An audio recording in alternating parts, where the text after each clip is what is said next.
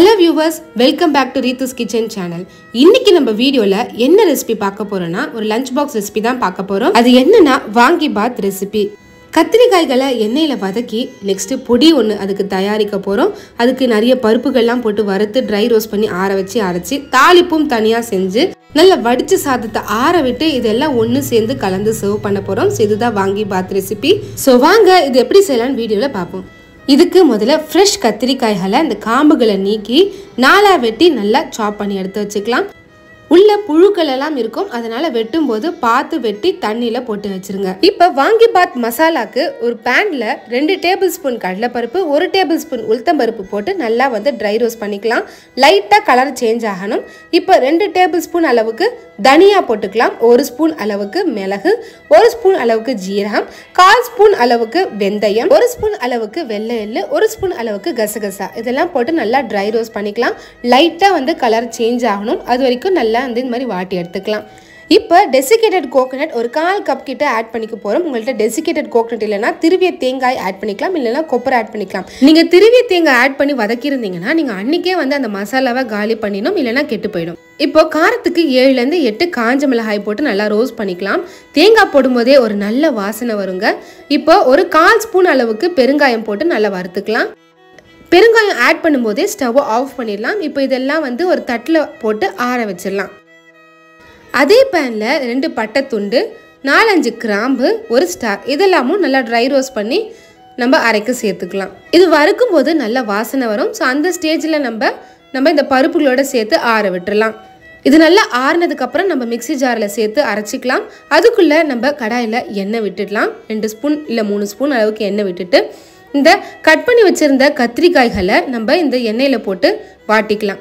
கத்திரிக்காய் ரொம்ப வெந்துடக்கூடாது, ஒரு 80% கிட்ட வேகணும். ஸோ அது வரைக்கும் ஒரு வாட்டி பரட்டிட்டு தட்டு போட்டு மூடி வேக வச்சிடலாம். அப்பப்போ நம்ம கலந்து விட்டுட்டே இருக்கலாம். இப்போ தட்டு போட்டு மூடி நல்லா வேக வச்சிடலாம். இப்போ கொஞ்சமாக கலர் சேஞ்ச் ஆயிருக்கு, இன்னும் வேகணும். ஒரு வாட்டி பரட்டிட்டு திரும்ப தட்டு போட்டு மூடி வேக வைக்கலாம். கத்திரிக்காய் வதங்கிறதுக்குள்ளே நம்ம ஆற வச்சுருந்த இந்த பருப்புகளை மிக்சி ஜாரில் போட்டு அரைச்சி எடுத்துக்கலாம். இது ரொம்ப மைய அரைச்சிடக்கூடாது, அங்கங்கே கொஞ்சம் கொஞ்சமாக குறன்னு இருக்கணும். ஸோ இந்த கன்சிஸ்டன்சியில் இருக்கணும். இப்போ கத்திரிக்காய் நல்லா வதங்கியிருக்கு. ஸோ இதுக்கு மேலே வதங்க விட்டோன்னா ரொம்ப மசிஞ்சிடும். ஸோ அதனால் இந்த ஸ்டேஜில் ஒரு 1/2 ஸ்பூன் கிட்ட மஞ்சத்தூள், 1 ஸ்பூன் கிட்ட வீட்டு சாம்பாய் மிளகாய் தூள், 2 ஸ்பூன் கிட்ட உப்பு இதெல்லாம் சேர்த்து நல்லா கலந்து விட்டுடலாம். இப்போ இதெல்லாம் ஒன்று சேர்ந்து கலந்து விட்டுட்டு ஒரு லெமன் சைஸ்க்கு புளி கரைச்சி வச்சுருக்கோம். ஸோ இப்போ அதையும் ஆட் பண்ணி நல்லா ஒன்று சேர கலந்து விட்டுடலாம்.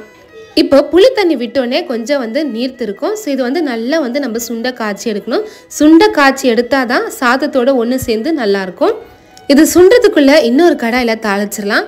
3 டேபிள் ஸ்பூன் அளவுக்கு எண்ணெய் விட்டுட்டு கடுகு 1 ஸ்பூன், ஜீரகம் 1 ஸ்பூன், கடலைப்பருப்பு 1 ஸ்பூன், உளுத்தம்பருப்பு 1 ஸ்பூன், கருவேப்பிலை 1 இனுக்கு, 1/4 ஸ்பூன் அளவுக்கு பெருங்காயம் இதெல்லாம் போட்டு நல்லா வாட்டிடலாம். 2 ஸ்பூன் அளவுக்கு வேர்க்கடலை போட்டு நல்லா வாட்டிடலாம். இது கிரன்ச்சினஸ் தரும் சாதத்தில். உங்களுக்கு பிடிச்சிருந்தா முந்திரி பருப்புகளும் ஆட் பண்ணி ரோஸ்ட் பண்ணி எடுத்து வச்சுக்கலாம். இது சாதத்தில் அங்கங்கே கிரன்ச்சினஸ் தரும்போது சூப்பராக இருக்கும். இப்போ கத்திரிக்காய் லைட்டாக சுண்டுருச்சு. இப்போ 1 ஸ்பூன் கிட்ட வெல்லம் ஆட் பண்ணி நல்லா கலந்து விட்டுக்கலாம். இப்போ கடைசியாக நம்ம அரைச்சி வச்சிருந்த இந்த மசாலா ஒரு 5 ஸ்பூன் கிட்ட நான் இதில் ஆட் பண்ணியிருக்கிறேன்.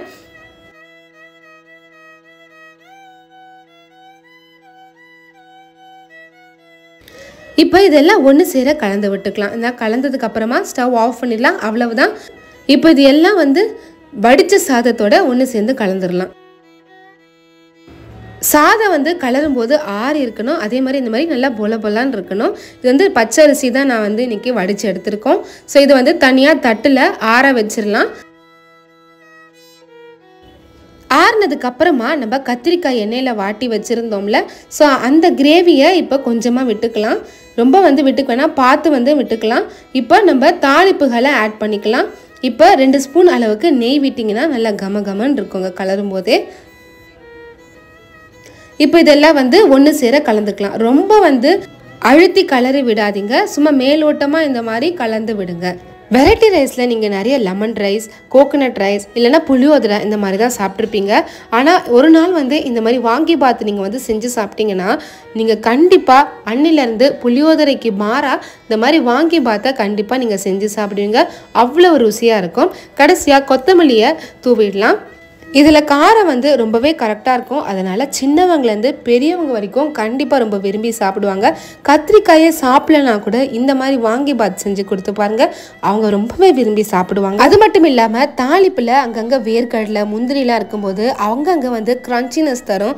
ஸோ வந்து இதுக்கு வந்து எதுவுமே தொட்டுக்காமலே சாப்பிடலாம். ஸோ அவ்வளோதான், வாங்கிபாத் ரெடி. அண்ட் அது மட்டும் இல்லாமல் குழந்தைங்களுக்கு எப்போவுமே லஞ்ச் பாக்ஸ் வந்து சரியாக சாப்பிட மாட்டேன்றாங்க, அப்படி ரிட்டன் கொண்டு வந்துடுறாங்கன்னா ஒரு நாள் இந்த மாதிரி செஞ்சு கொடுத்து பாருங்கள், மிச்சமே இல்லாமல் காயாய் தான் வரும்.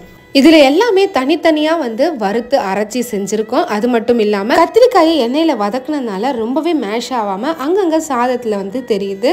இதுவே நம்ம எல்லாம் ஒன்று சேர்ந்து கலந்த மேஷ் ஆயிருக்கும். ஸோ நீங்களும் உங்கள் வீட்டில் வாங்கிபாத்தை ட்ரை பண்ணி பாருங்கள்.